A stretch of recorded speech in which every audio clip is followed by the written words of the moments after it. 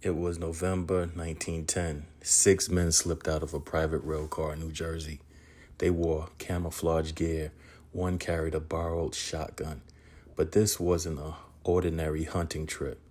These six men included a U.S. Senator, two Wall Street bankers, and a representative of J.P. Morgan, a representative of the Rockefeller family, and a European banking expert.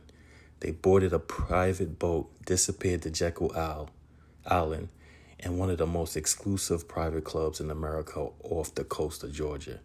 For the next 9 days, they decided your future of the American financial system.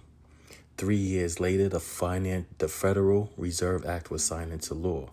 And since that moment, your dollar has lost 98% of its purchasing power.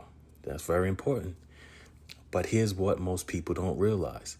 What these six men planned in 1910 is unfolding today, and the final phase is about to hit. This video connects everything. I'm going to show you exactly what happened on Jekyll Island, what was set in motion, and most importantly, what you can do to protect yourself from what's coming next. So let's go. Six men gathered in secret because there was a problem they needed to solve: banking panics. In 1907, the U.S. experienced the worst financial panic since the Civil War. Banks collapsed. People lost their savings overnight. The economy nearly imploded. The wealthy elite realized the system was too fragile. They needed centralized control over the money supply. And here's what happened at Jekyll Island. These six men, led by Senator Nelson Aldrich, outlined a plan: a central bank that would control the money supply, set interest rates, act as a lender of last resort during crisis. They drafted the framework for what would become the Federal Reserve System. The secrecy was intentional. Aldrich later admitted, if it were to be exposed to the public that we are the ones drafting the banking legislation, it would have killed the bill immediately. Why? Because the American public would have seen what it really was: a plan to centralize banking power in the hands of the wealthy.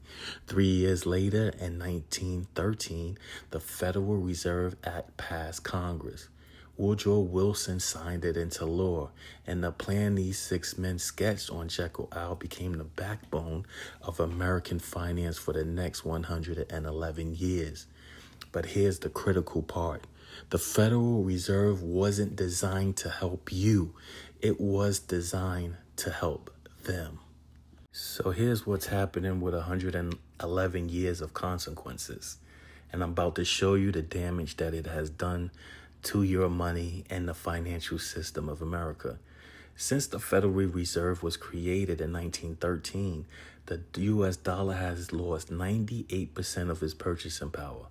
Let me put that in human terms. In 1913, $100 could buy a lot: a suit, a month worth of groceries, real money. Today, $100 buys a tank of gas, maybe. This isn't an accident. It's the system working as designed, and here's how it worked. The Federal Reserve prints money. This increases the money supply. More dollars chasing the same goods equals prices that go up. Your dollar buys less, but who benefits from this?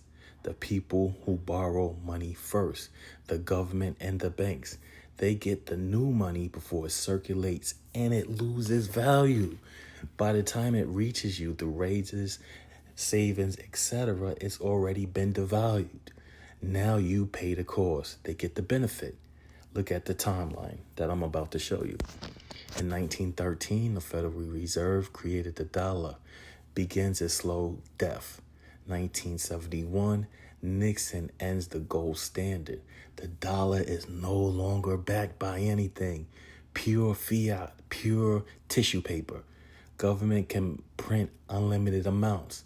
2008, I know we all remember that financial crisis. The Fed prints trillions to bail out banks. Your savings get diluted. Now it's the 2020-2021 pandemic. The Fed prints $5 trillion in new money in 18 months. Inflation hits 9%. Your purchasing power collapses. Now, 2022 to 2024, the Fed raises rates. Inflation finally cools, but the damage is done. Your wealth has been transferred upward. And now in 2026, the final phase is being rolled out. Let's get into the final phase. And that comes with the central bank digital currency. This is all planned. And this is what Jekyll Island meeting was really building toward. A central bank digital currency. It's a digital dollar controlled entirely by the Federal Reserve and the government. No physical cash, no alternative, just ones and zeros in a centralized database. And it gives them power they've never had before. Here's what a Cbdc allows: complete tracking. Every transaction you make is visible to the government and can be tracked if you commit a crime. Every transaction, always. Your coffee purchase, your doctor's visits, your donations, your purchases from unapproved stores, all of it recorded forever in a government database. Programmable restrictions. With a Cbdc, they can restrict where you can spend your money. You can only buy food, not guns. Restrict how you spend it. You can only spend $100 a day. Set expiration dates. This stimulus money expires in 30 days. Use it or lose it. Restrict who can receive your money. You cannot send money to that political group. This kill switch. They can literally turn off your access to your own money. Don't comply with the government mandate, your money is frozen. Speak out politically, access denied. Refuse a digital vaccine passport, account locked. This isn't a hyperbole. Multiple governments already piloting CbdCs with these exact features. Now, the European Central Bank has explicitly stated that CbdCs should have programmable features that restrict spending. China's digital yuan already has geofencing built in. Your money only works in certain regions, and the U.S. is not far behind. Why is this happening? And I'm going to connect the dots for you. And why are they rolling out CbdCs now? Because the old system is breaking. It's all about power. The U.S. national debt just crossed $39.4 trillion. The government is now borrowing around $155 billion every single month just to keep the lights on. Annual interest payments on debt have exceeded $1 trillion, more than the entire U.S. defense budget. The Federal Reserve has printed more money in the last 5 years than in the previous 100 combined. America's dying. The dollar is dying, and they know it. So what's their solution? Don't save the dollar, replace it. Give yourself total control over a new system, a digital currency where you can track every transaction, restrict spending, turn off access immediately, enforce compliance of a CbdC in the end game of what started on Jekyll Island in 1910. Total centralization of financial power.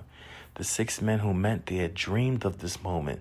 Complete control over money itself. And in 2026, it's here. So what can you do about it? Here's the solution. And it's using stable coins as an escape hatch. You can't stop the rollout of the CbdC. The machinery is already in motion, but you can protect yourself, and it starts with getting your money out of the system they control. That's where stable coins come in. Stable coins are USDC or USDT, and they are digital dollars that don't require a bank, can't be frozen by governments, can't be restricted or tracked the same way. You have full control over it 24/7. They exist on open blockchains. No institution can shut you out. No government database controls them. And right now you can earn 6 to 12% APY on them While you own them, here's the strategy. Step 1. Convert a portion of your wealth to stablecoins. Don't panic sell everything, but move 10 to 30% of your liquid assets into USDC or USDT. This is your insurance policy. Step 2, deploy those stablecoins for yield, like platforms like Aave, 5 to 7% APY, Yearn 6 to 9% APY, Kraken 8 to 10% APY. Now your money is insurance making money for you. Maintain options. You're not betting against the system. You're just positioning yourself to survive what's coming. Your stable coins are liquid. You can move them anytime. Why does this matter? When the Cbdc rolls out and bank accounts get upgraded to digital currency, your stablecoins sit safely on the blockchain, out of reach, under your control. You have optionality of freedom, a way out. Most people won't see this coming. They'll wake up one day and realize their money is programmable, trackable, and subject to restrictions they never agreed to. But if you act now, you can be prepared. I want you to go and subscribe to the Human Capital newsletter so I can keep you informed and ahead of this financial system that's about to become a prison.